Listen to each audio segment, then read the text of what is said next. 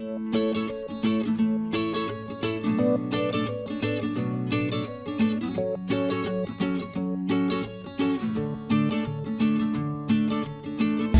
host, Ken Patterson. We are at the 13th annual St. Louis Prototype Modelers Meet. I'm doing an outdoor photo shoot. We're going to talk about this table saw.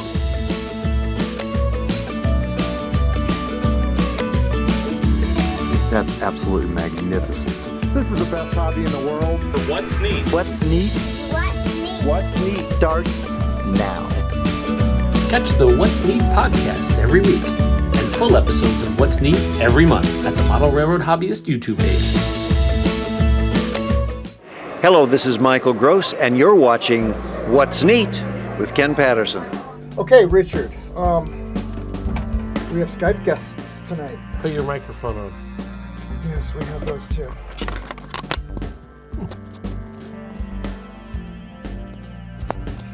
Okay, we got sound bars. Yes. 1, 2, yes we do. Richard, give us a countdown. Let's do 299 and have some fun tonight. $2.99. Wow, Oh man. man. $2.99. It's a journey. 3, 2, 1.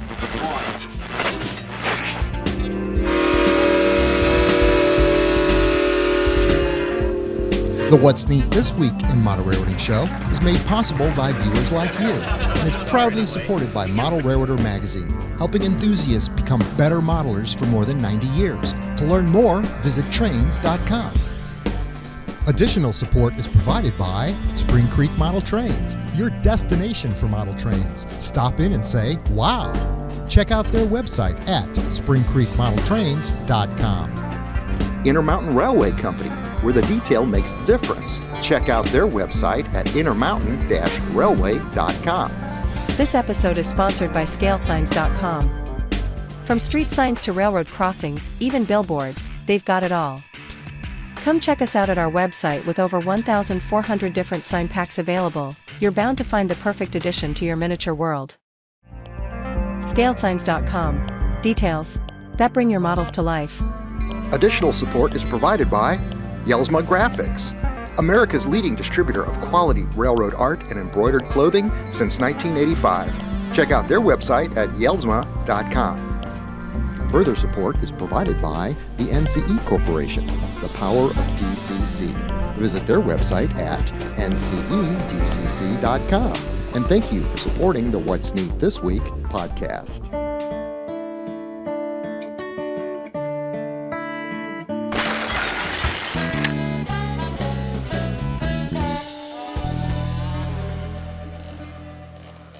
This is the What's Neat This Week show in model railroading, show number 299 for December 21st, 2024. I'm your host, Ken Patterson, the host of that show that we do over at Model Railroad Hobbyist magazine called What's Neat, where we get our hands dirty. And I believe the January video just finished up filming today. So rock and roll, that's coming out. I believe the December video just came out, and the numbers are quite significant. We really enjoy all the viewers of that show. We've got a lot of special guests tonight. I'm going to start on the end like I always do with Mike, buddy. Hey, Mike. Hi, everybody. Right next to Mike. Oh, look, you're sitting right next to Craig Fuller, Mike. Hey, Yes. Craig Fuller. Hey, Craig. From Fire Crown Media. How are you tonight? Doing well. That's awesome. And another gentleman that I just met last Friday. And I talked about him on the last podcast. Eric White. You are the editor of Model Railroader magazine. Yes, I am. That beloved magazine that we have all been formed by in one way or another, would you say? That nurturing person. But congratulations on being in a position that a lot of model railroader young kids out there wish they could have your job. Absolutely. Yeah, well, it's not all building models in the workshop, but it's a pretty good job. That's awesome. Sitting right next to me, I've got Joshua Barton. What's up, everybody? Joshua's smiling. He tells me it's 4 days till Christmas as we're recording this. That's right. Sitting right next to Steve Mantia. Hey, Steve. Hello. You bought some O-scale stuff last week. You were telling me all about it. Yes, I was. And right next to you, I forgot to wear my Santa's hat, is James Regier dressed in red. Yep. And a Santa's cap. Oh, oh, oh. Oh my God. You know, Daniel used to be our favorite geek, but he's got tops. We love you. All right, so Without further ado, on the table tonight is some excitingness, and the closest to me is some colors. These are the brand new What's Neat This Week transportation freight cars. And the purpose of the HO scale cars that you're looking at tonight was to create a realistic looking, believable prototype as if What's Neat This Week, the show, sold stock and now we own a transportation company. We may someday. Oh, by the way, I know happen. people. But if right, if yeah. we were leasing boxcars to Transamerica Financial, this is the way we would want them painted up. Are they still in business? What's Neat This Week, prototypical with worldwide service, our logo on it, and each car's got a different number on it with regards to each one being a different color because we've had various cars over the years. And ValueTrainsUSA.com keeps upping the numbers. My favorite is the light blue. Here we have CSX, darker blue. And of course, we've got the What's Neat car with the arch. I shot all of these outside, and I probably just showed you photographs of each one of them. Check them out. It's too late for stocking stuffers, but I would love to see some of these cars on your layout and send us pictures of them. I wonder if we can get Mike and Jeff Myers to weather some for us. Oh, yes. Patrick Maltby was a gentleman, the tattoo artist that weathered one of the What's Neat cars for us, an amazing, talented individual. All right, so without further ado, let's go out to Skype land, and we're going to talk to Eric about the magazine and how much fun it is editing one of the most wonderful magazines in the hobby. And Craig Fuller, you had some information you wanted to talk about the future of the magazine. So why don't I start with you, Craig? Yeah, so I think, I was here a couple of months ago, had the opportunity to talk about our acquisition of Combac's portfolio, and really wanted to provide an update. I felt like we owe that to the audience end of the year, just for wrapping up what we've done and where we're headed next year. So in the last couple of months, when you buy a business, you find out that there's a lot of things that need to be fixed and worked on. We spent the time doing that. We converted the e-commerce store, that's the shop.trains.com, to our platform. It is robust and working. And I think probably the audience would care most about, at this point, about the forums that we relaunched.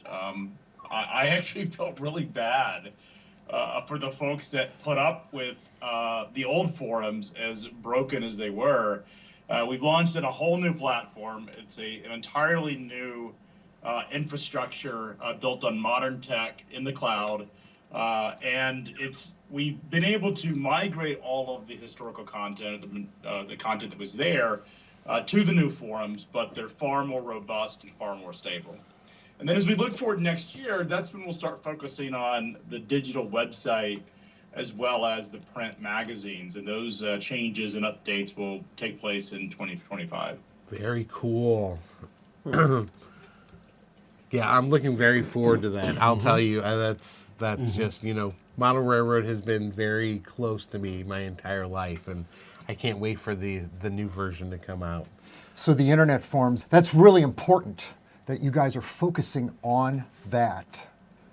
Yeah, I don't think it got a lot of investment under Combac's prior ownership. I think it was viewed as a sort of, it was technology that was built on a 20-year tech stack that frankly couldn't handle a lot of the demands that sort of the modern media environment demands of it. And we were planning to migrate it to a new version of the existing tech stack, but realized as we got into that project, it was just easier to start over. Now, the advantage is that we started over with a brand new platform, but kept all the old historical content. So the archived content is there, but we have a far more stable, modern, quick, fast, easy to use, very intuitive forum. Would like and love the community to engage in it, and that's what it's for. Wow. That's very cool. Now, when you were on the last time, you were thinking that you were going to take Trains magazine, that other flagship, and make it sort of like, I think you described it as like you'd get on the business channel on TV, more of add analytics to it, add what are the numbers, what's the industry doing. Are you still going to strive to do something like that? Absolutely. So that's part of our plan, is to think about Trains as really not only an enthusiast publication, but a business media publication. So if you think about it, it is the voice of the industry. It is the most trafficked website, and it really more of we call it prosumer audience in media, which is both the professional groups but also the consumers. And so, what's really interesting about the rel audience and the train audience is that you have people who are modelers who look at this as a hobby, but are actually quite interested in what's going on in the train industry and the business models and how these businesses operate, and all of the events, whether it's companies that are struggling or companies that are being bought or acquisitions. Those things are interested, people are interested in these topics because they sort of provide some historical reference to what's going on. And so our goal is to move and migrate in that direction. I would have liked to have had a number of things happen faster. I'm pretty impatient by nature. We would have liked to have the forums up this summer. It took us a couple months longer than we expected when we first started this journey. We would have liked to have made the website upgrades already in place. Those are coming. And once we get the platform onto a brand new platform that will be, one of the and I've had this conversation with you guys before, is a lot of the revenue, digital revenue that the combat media business depended upon was what we call programmatic advertising. And this is the really obnoxious stuff that pop-up ads and video ads or videos that just pop up and are really obnoxious. That isn't a great user experience. And the reason we haven't made those changes yet is because we want to migrate the tech. I don't want to invest in any new technology on the old tech stack. We want to migrate it to an entirely new platform. And when we do that, the user experience will be far more robust, far easier. It's hard to find content. It's a very kludgy, difficult website to use, and it's hard to find content. And I think our editors, Eric being one of those, have to be enormously frustrated at the fact that they have to, their content isn't as present, as easy to find as it could be. So our goal is to make those upgrades next, and we should see, ideally, that content, the digital content, migrate to a new platform in the next couple of months. And when we do that, then we can lean into the B2B news that you've talked about. Absolutely fantastic. Wow. Craig, tell us about the exciting ideas that you've got for Model Railroader magazine, because I remember the last show that you were on, you wanted it to be something beautiful that you could present on a coffee table and be very proud of. And I've noticed that the cover, the banner has changed. But what's your thought process on that, both of you guys, actually?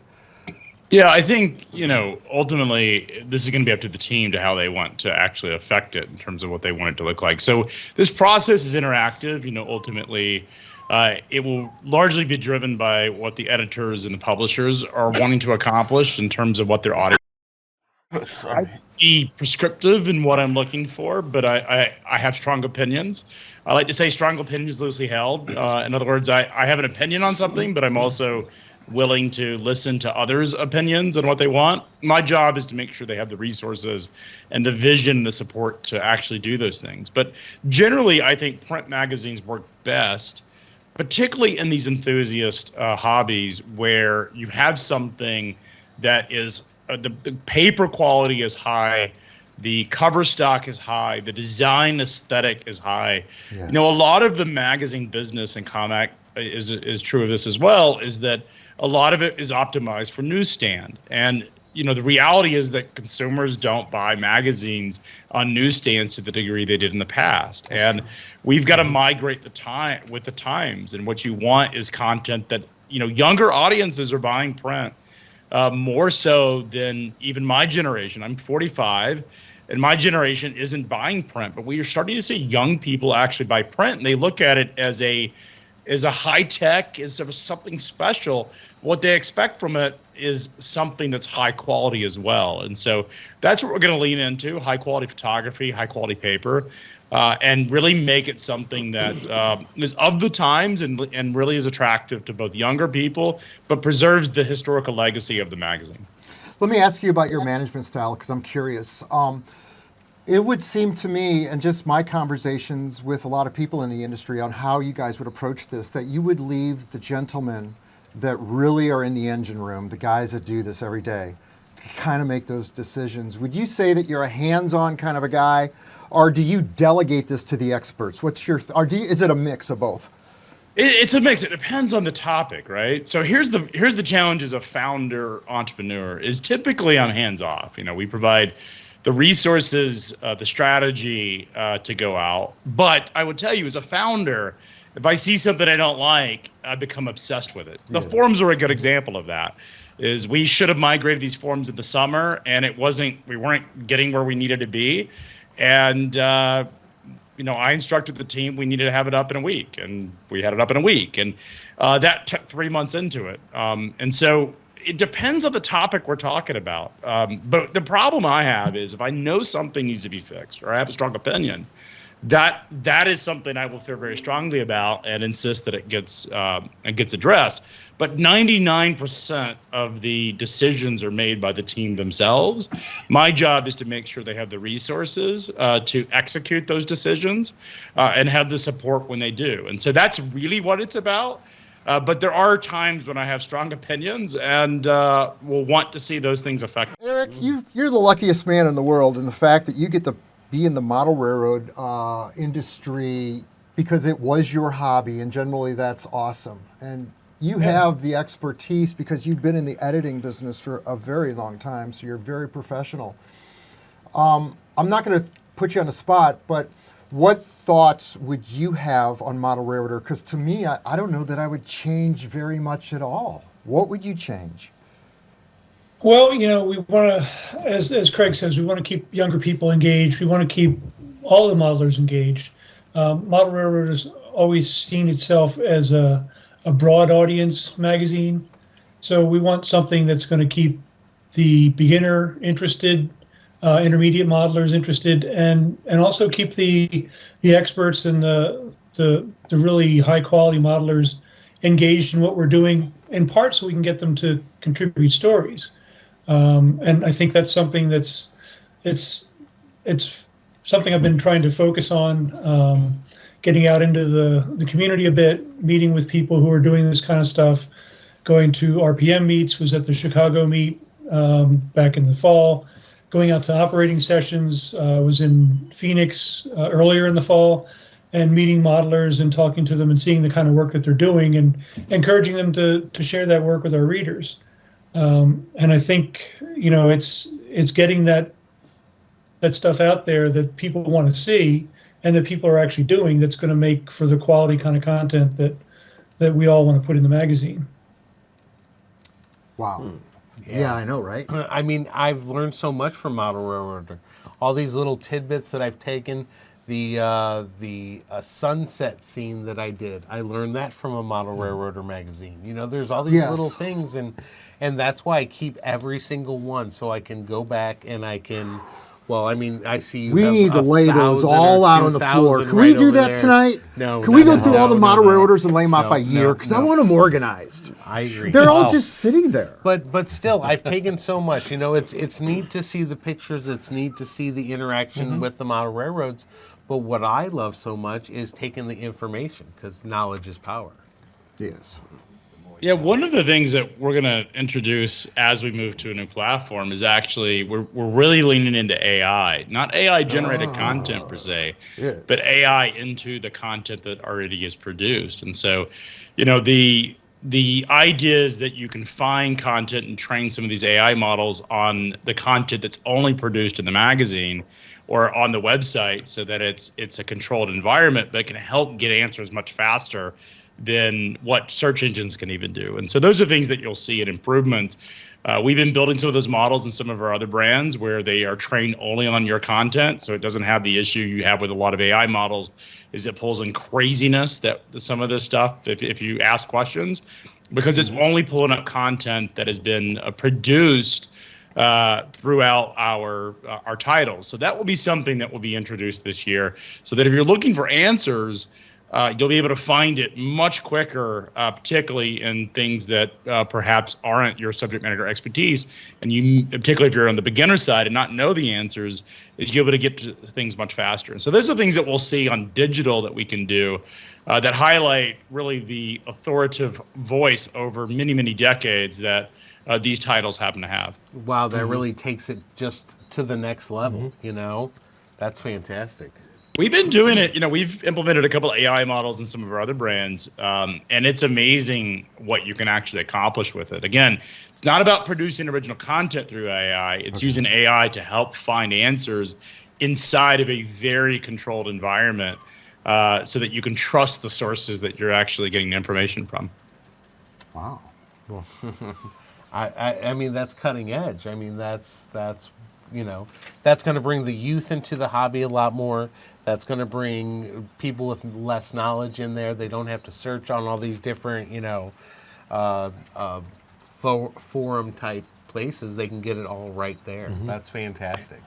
Yeah, I think there's three parts. When you look at the data on the digital stuff, there's sort of three different kind of users. There are the casual users that are just trying to ask a question that happen to come to a website because they're sort of what we call guests. They may not be into modeling, but they may have a question about maybe it's a train or a railroad or some news event. Those, we want to make it easy for them to find content and create a pathway where they can get answers quickly. Then there are the people who are really getting into the hobby, or beginners, and you want to give them a journey to fall in love and continue to reinforce the types of things they want to do. And one of the things we can do with some of these models is train them, no pun intended, but train the model on taking someone through its journey so that the type of content is based on their experience level. I look at my son, one of my son's 13, and I remember when he was building Lego sets that you always wanted to push the envelope. They have the ages on the front of those Lego sets. It's like 5, 3, whatever, 7, 9. It's sort of like the minimum age or the recommended age. And I found that if I could get him one that was a year or two older, it would sort of stretch his abilities to build those. But if I ended up jumping into an entirely different sort of level, he would get incredibly frustrated and want to give up because it was frustrating. And I think that may happen in this hobby as well, is that people get overwhelmed by all the things that they could do, and they're very ambitious about what they can build, and they end up giving up because it becomes pretty complicated. And I think what we can do here is take all of this great content and really create journeys that are very individual for each user, so that it's really helping them stretch their boundaries, but not putting too much on them where they end up overwhelming themselves and effectively give up. There's no better way to lose a model railroader than to overwhelm. Right. Especially someone that's been in DC for so long and they switch over to DCC, and it's so overwhelming other than just pulling a lever and throwing a switch. So yeah, I think that's great that you guys are really nailing that on the head. Yeah, so there'll be, what I'm most excited about, we'll talk about print and what's coming in print. That's obviously a very important part of our business model, as well as our content. But I'm really excited about the digital changes, and I'm pretty impatient to see them come about. I would have liked to have seen them, a couple months ago, but through really our fault. I mean, we haven't executed at the pace that I would like as a team. We are very focused on moving those websites to a new platform, entirely new user interface that's much easier to find content.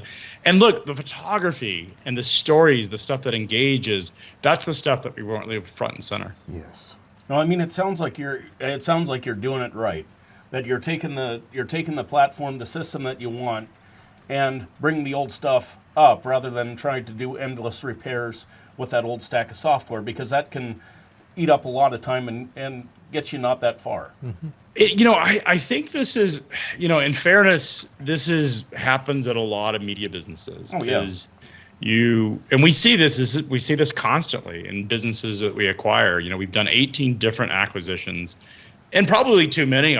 You could argue that one of the reasons that we're slower to execute is because we have done so many and we continue to do them. But we've gotten pretty good at understanding what we need to do. Not always as good on execution, but we at least have the plans to get there, and we'll eventually get there. But one of the things that I see constantly, and Comeback is certainly a part of this, is legacy technology that was built 30 years ago before the cloud.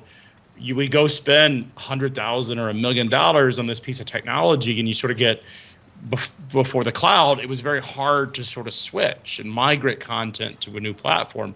But what we've seen in the last 15 years with technology, particularly the last 10, is that you can constantly iterate on new versions. You don't have this massive capital outlay on the front end.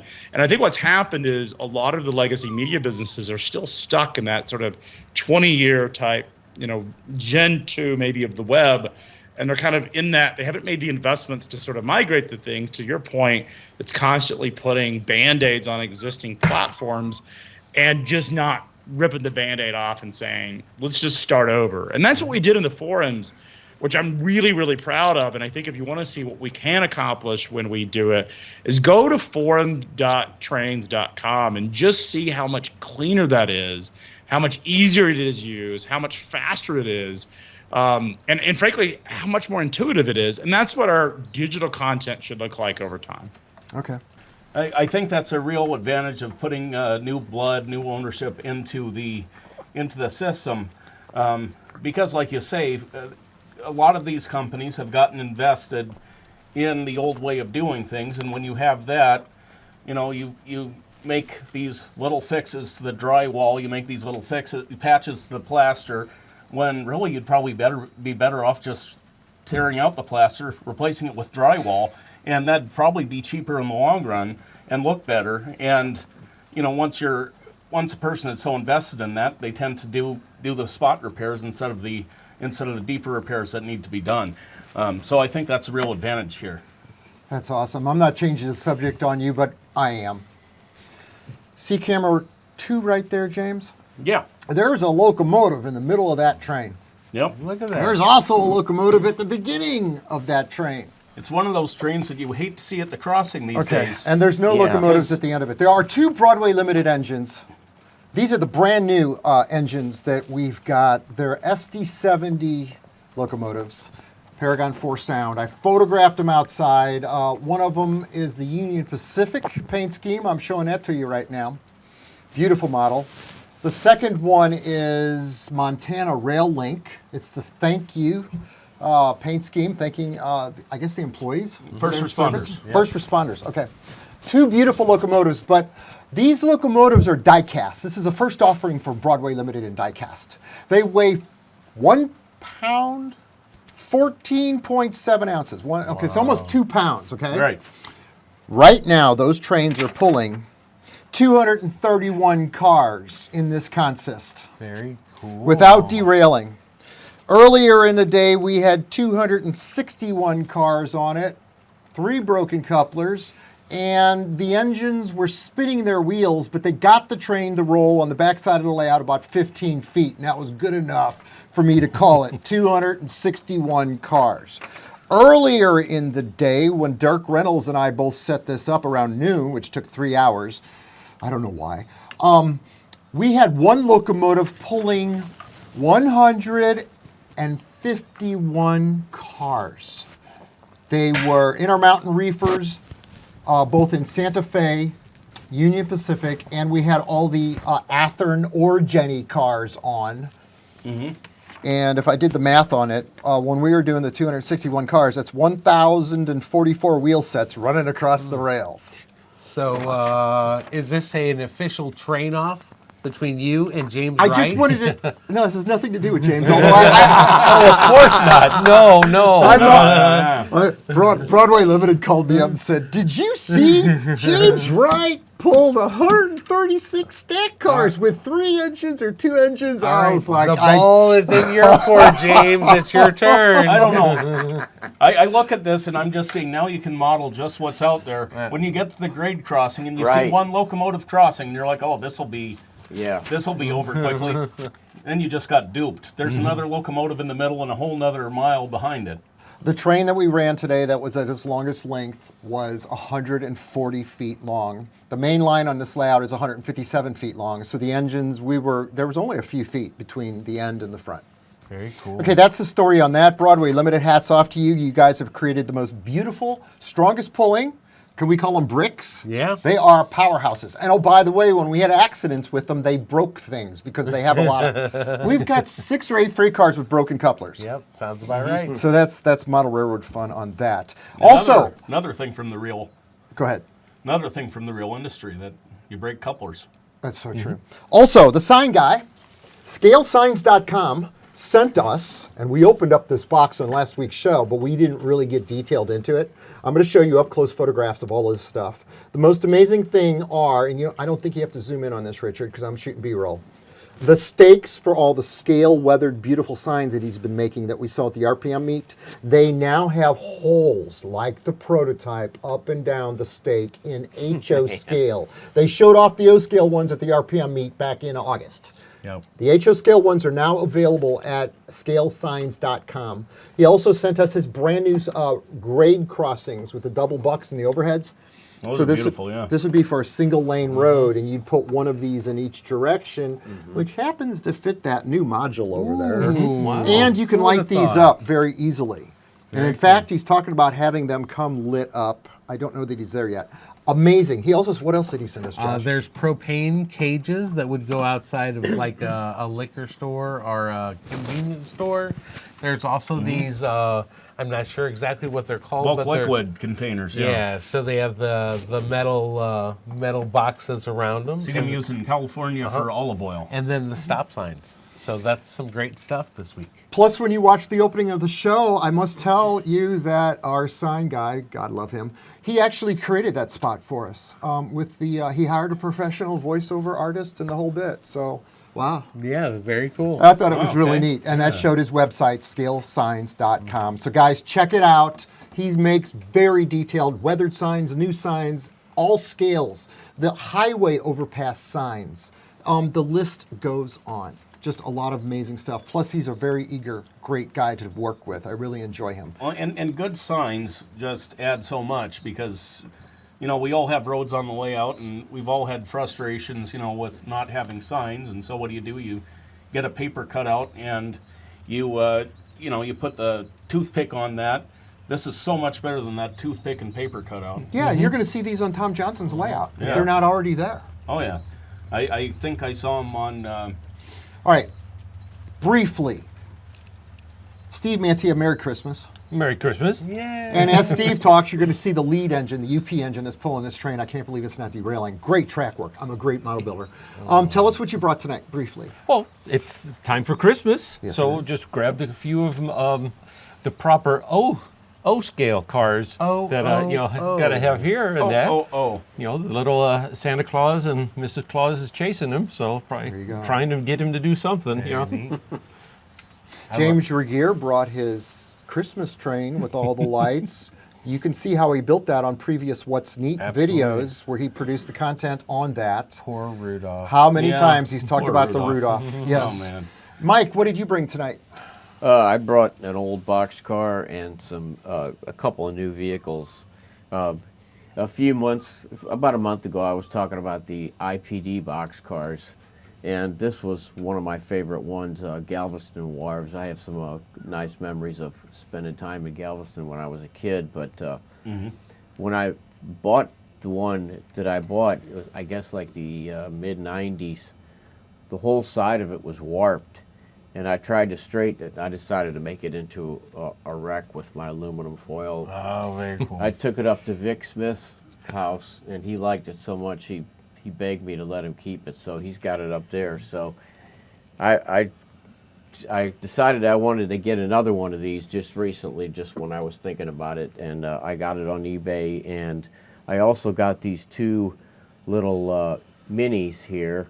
I've been trying to get all the foreign or imported cars I can find that are appropriate for my 1978 model year. Yeah, those minis are And- sweet. Those Yeah. are little. Yeah, and that's one reason I brought these other vehicles to show how small they actually were.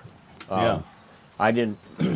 I had a VW, and I didn't really realize how much smaller than the Volkswagen that these Mini Coopers were. So I think they made these, I know, the early 60s, and then up through about the mid-90s, and then BMW started making their version, just called the Mini. It looks like Mr. Bean's Mini there up front. Yeah, right. Those original ones from the Italian Job movie. Yeah, yeah. And I remember one with a British flag on the roof from some movie. Yep. But anyway, I was real happy to get these two little cars. I'd never seen any HO versions of them before, so that'll go into my little drawer with all my imports. So Now, who makes that Beetle? this is actually one of those cheap Walmart cars that Okay. I painted up and detailed, put a license plate on it, and then this is one of my resin cars. It's resin cast from one of Yen Jian's Mad About Cars, casting a 65 He's amazing. Impala. Yeah, very Just cool. absolutely amazing. You know, I was cleaning out the shop and I'm completely rebuilding and painting things in there to make it brighter and just more efficient. Big project over there, new cabinets and stuff. Anyway, long story short, I found those cars that you and I were hoarding in 2007. Still got a We were bunch going to of them. Walmart's. Yeah. I bought enough of those Ford vans to do 11 auto racks, and I don't know that I'm ever going to do them. I have 14 of those auto racks full of the vans. Yes, you I do. painted and everything. So Yeah, I'll just even enjoy your training. I think I'm just going to get rid of all those Ford vans. They don't fit my era either, really. Are they worth something? Because I think we were paying $1 or $2 piece for them. Yeah, if they sell on eBay, they're worth a little bit, but it's kind of a pain for me to sell them individually. All right, that covers everything on the inside of the table. Now I want to go back out to Craig and Eric, guys. What else, Craig, would you want to talk about tonight? Because I'm just going to throw it out there as a what else? What else are you thinking about? Oh, we got some big announcements coming up that I think the audience here will love. Okay. So we're going to do our first physical event that we will be hosting. There'll be more details that will be in the fall of 25. So we're really excited about that. There will be more details. I don't want to tease it too much because I want to make sure that our own team knows about it. Eric's not even aware of it, so, but we are going to do our first physical event, and we're excited about that. Details to come. And we've got some other big things that we're working on. So we're certainly working in the background to create some new innovations and new product. And that's the most exciting thing we get to do is not just make the improvements to the legacy of the business, but also think about the future of it. Wow, I love the anticipation. Yeah, it's going to be fun. We've got a big event planned, a physical in-person event. Really? That's going to take place in we'll call it a big train city. Okay. And it will take place this year in the fall. Do you have any And, MC? I know what it is. I know what it is. I know what it is. Can I say? No, I you want to can't. say it. The What's Neat folks are doing a live show in Milwaukee. Is that what it is? I don't know. Okay. We'll have to wait till fall to find out. Okay.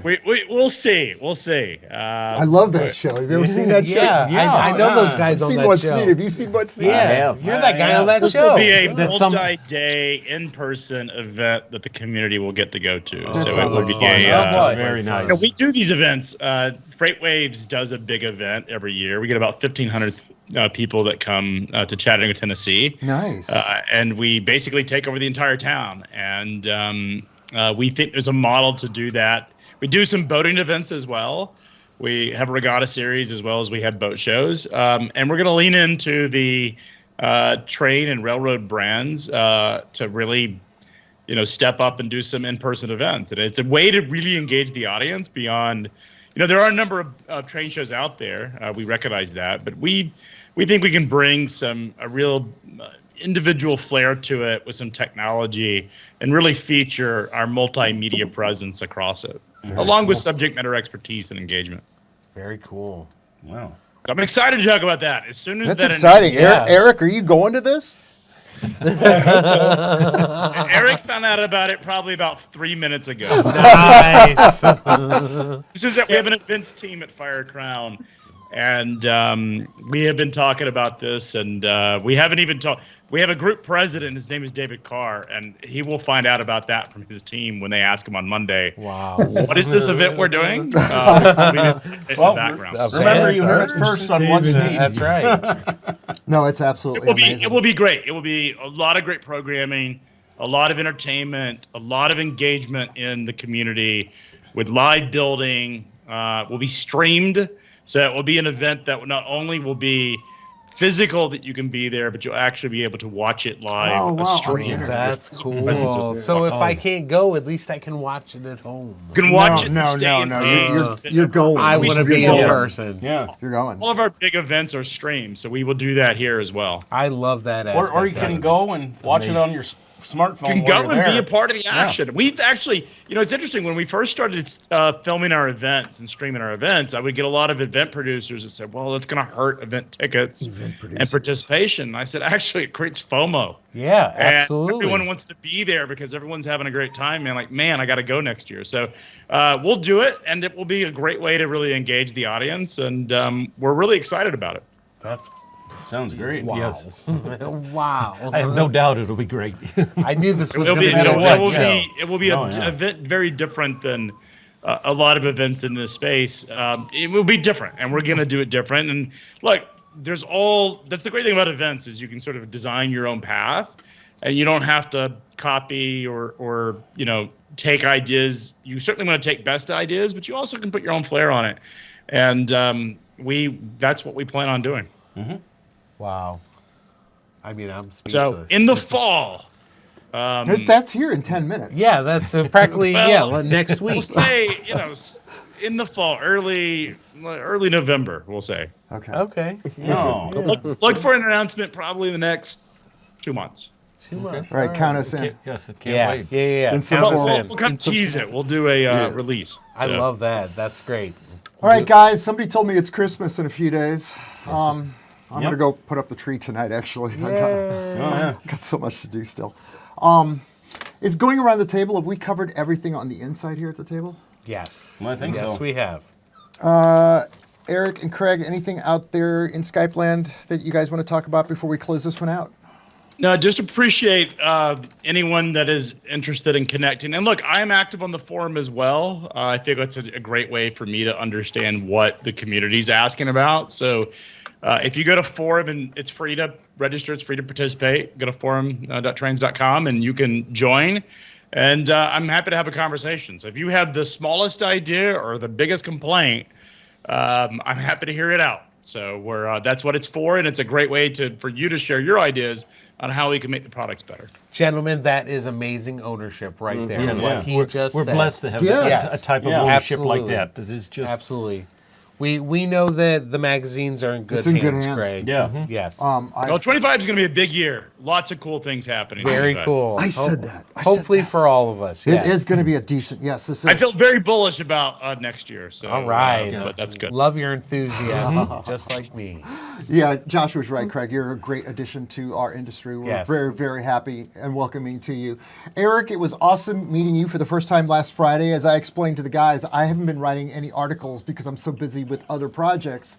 But had I been writing articles, we would have met right away because I would have been like cold calling you so hard.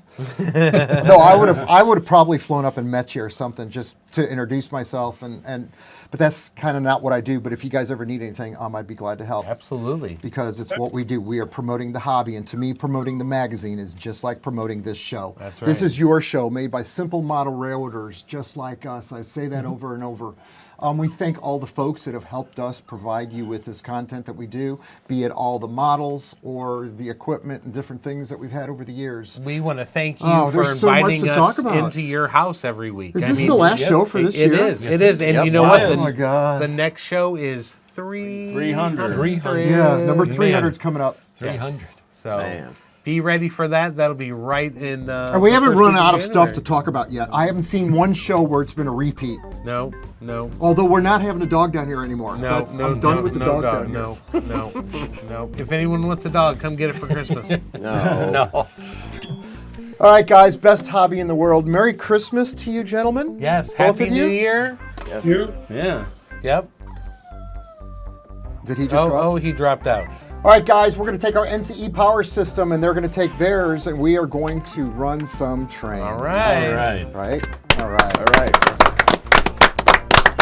Wow, is this the last show of the year? It is. Good All job, right, Craig. all right. Okay, we're going to shoot a thumbnail. So Thumbnail. everybody's going to wave at the camera. Mike, make sure you're not blocking anything. And we're just going to smile and be happy, okay? Go, that dog. You're the one that didn't take him upstairs.